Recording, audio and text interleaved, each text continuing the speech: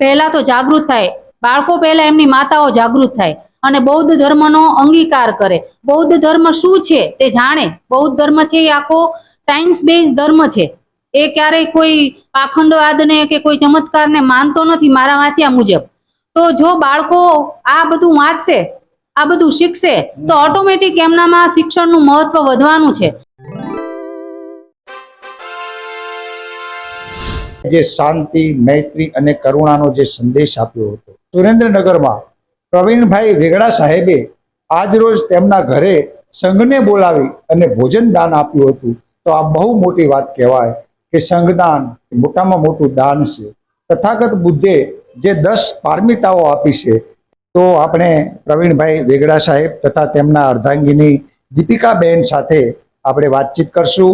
અહીં એમણે બાળ સામણેર સંઘને જે ગિફ્ટ આપી છે અને જે ઠંડા પાણીની બોટલ હોય છે, તો બાળ મનના બંધેને એક ગિફ્ટ તરીકે પણ સ્વીકારી છે। તો આ બહુ મોટી વાત કહેવાય। તો લોકોએ હવે આ સમજવાની જરૂર છે।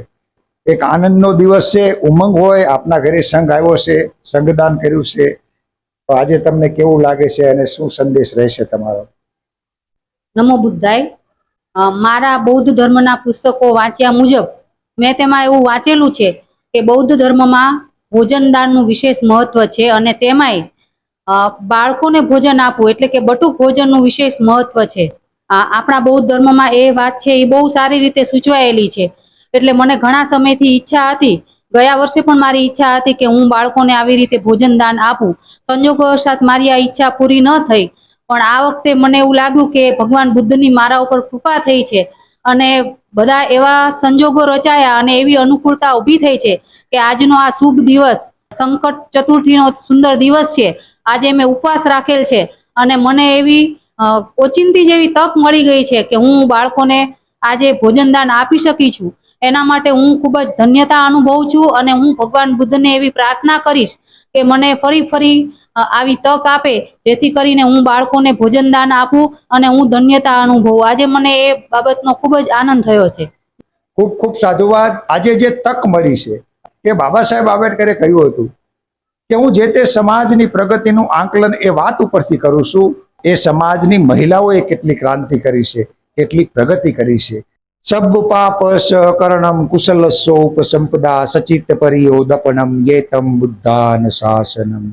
તો દીપિકાબેન, આપે પણ સંગદાન કર્યું છે, તો બૌદ્ધ ભંતે ભિખુપતિ શ્રેષ્ઠી વતી, પરમા નટુભાઈ એલ છત્રપતિ સાહુજી મહારાજ વતી તથા આર્યાજી વતી હું વેદ ગોવર્ધનરાય બૌદ્ધ આપને પણ ખૂબ ખૂબ સાધુવાદ પાઠવું છું। આપે જે ગિફ્ટ આપી છે એ બદલ આપને પણ મંગલ કામના કરું છું અને ખૂબ આગળ વધો, ખૂબ પ્રગતિ કરો, મહેનત કરો। ની સાથે સાથે આજના આ પાવન અવસરે આપનો અંતિમ સંદેશ શું રહેશે? આપણો સમાજ જે ધર્માંધતાની પાછળ પાગલ છે, હજી પણ ઘણા બધા પરિવારો એવા છે કે એ હજી ધર્માંધ છે, એ લોકોને હજી શિક્ષણનું મહત્વ નથી। ઘણા બધા એવા કર્મકાંડો છે, એવી ખોટી ક્રિયાઓ છે જેની પાછળ રચ્યા પચ્યા રહે છે અને શિક્ષણ પાછળ જે સમય આપવો જોઈએ એ સમયે નથી આપતા। એટલે મારો સંદેશ એ જ છે કે આપણા બાળકો છે એ પહેલા તો જાગૃત થાય, બાળકો પહેલા એમની માતાઓ જાગૃત થાય અને બૌદ્ધ ધર્મનો અંગીકાર કરે, બૌદ્ધ ધર્મ શું છે તે જાણે। બૌદ્ધ ધર્મ છે એ આખો સાયન્સ બેઝ ધર્મ છે, એ ક્યારેય કોઈ પાખંડવાદને કે કોઈ ચમત્કારને માનતો નથી મારા વાંચ્યા મુજબ। તો જો બાળકો આ બધું વાંચશે, આ બધું શીખશે તો ઓટોમેટિક એમનામાં શિક્ષણનું મહત્વ વધવાનું છે અને જો શિક્ષણનું મહત્વ વધશે એટલે બાળકોને ક્યાંય, આપણા સમાજને ક્યાંય કોઈ જગ્યાએ પાછળ રહેવાનું થશે જ નહીં। એટલે મારી અંદરથી ઈચ્છા એવી છે કે ધર્માંધતાની પાછળ જે લોકો પાગલ છે ને એ એમાંથી છૂટે અને વિજ્ઞાન તરફ આગળ વધે। બૌદ્ધ ધર્મ છે એ સમ્યક ભાવને શીખવાડે છે કે તમે દરેક બાબતને તમારી લોજિકલ પારાશીશીથી પારખો, બરાબર? તમે લોજિકલ માઇન્ડ રાખીને દરેક બાબતને પારખો, એવું બૌદ્ધ ધર્મ શીખવે છે। તો બાળકોને આ બાબત શીખવાની ખૂબ જ જરૂર છે। જો એ આ બાબત શીખશે ને તો ઓટોમેટિક એ બધી જે જૂની પાખંડવાદ છે, ધર્માંધતા છે, એમાંથી ઓટોમેટિક છૂટશે અને એમને શિક્ષણનું મહત્વ સમજાશે। જો શિક્ષણનું મહત્વ સમજાશે તો એ આગળ વધવાનો છે। આપણા બાબા સાહેબે બહુ જ વિચારીને એને બધા ધર્મોના પુસ્તકોનું વાંચન કર્યું હતું, બૌદ્ધ ધર્મ સ્વીકાર્યો, એની પાછળ પણ લોજિક છે। બાબા સાહેબે તો મુસ્લિમ ધર્મનું કુરાન વાંચેલું હતું, એમને બાઇબલ વાંચેલું હતું, ભગવદ્ ગીતા વાંચેલું હતું, અને છેલ્લે એમને આ ત્રિપિટક જે આપણું બૌદ્ધ ધર્મનું પુસ્તક છે એ પણ એમને વાંચ્યું. તો કેમ એમને એ જ ધર્મ સ્વીકાર્યો? એ તો બહુ બુદ્ધિશાળી વ્યક્તિત્વ હતું. તો એટલું બધું બુદ્ધિશાળી વ્યક્તિત્વ કે જેની પાસે આટલી બધી ડિગ્રીઓ હતી, આટલું બધું નોલેજ હતું, એ પોતે ઘણી બધી તકલીફોમાંથી આવીને એ આમ ઓલા કમળનું ફૂલ કેમ કાદવમાં ખીલે એમ એવું ખીલેલું વ્યક્તિત્વ હતું. તો જો એ વ્યક્તિએ બૌદ્ધ ધર્મને સ્વીકાર્યો હોય તો એમાં 100% લોજિક તો હોવું જ જોઈએ. અને હું પણ લોજિકમાં માનું છું. એટલે હું પહેલેથી જ આ બાબતમાં પહેલેથી બહુ સ્પષ્ટ હતી કે મેં જ્યારે હિન્દુ ધર્મ છોડ્યો ત્યારે હું પહેલેથી આ બાબતમાં સ્પષ્ટ હતી કે હું બૌદ્ધ ધર્મ જ અપનાવીશ. હું કોઈ ધર્મની આલોચના નથી કરતી. સ્પેશિયલી બૌદ્ધ ધર્મ જે મેં સ્વીકાર્યો છે ને એની પાછળનું મોટું કારણ લોજિક અને વિજ્ઞાન છે. અને હું બાળકોને એટલું જ કહીશ કે તમે વિજ્ઞાન અને લોજિકને અપનાવતા થાવ.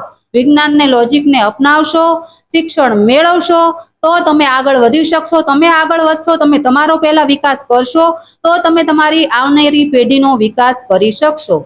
મારું આવું માનવું છે. એટલે હું બધા બાળકોને એક જ પ્રાર્થના કરીશ કે તમે વિજ્ઞાન ને લોજિકને અપનાવો, અને એને અપનાવવું હોય તો તમારે બૌદ્ધ ધર્મ છે એને અપનાવવો જ પડશે.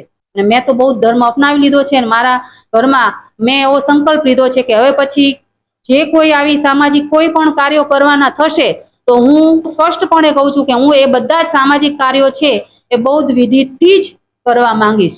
નમો બુદ્ધાય.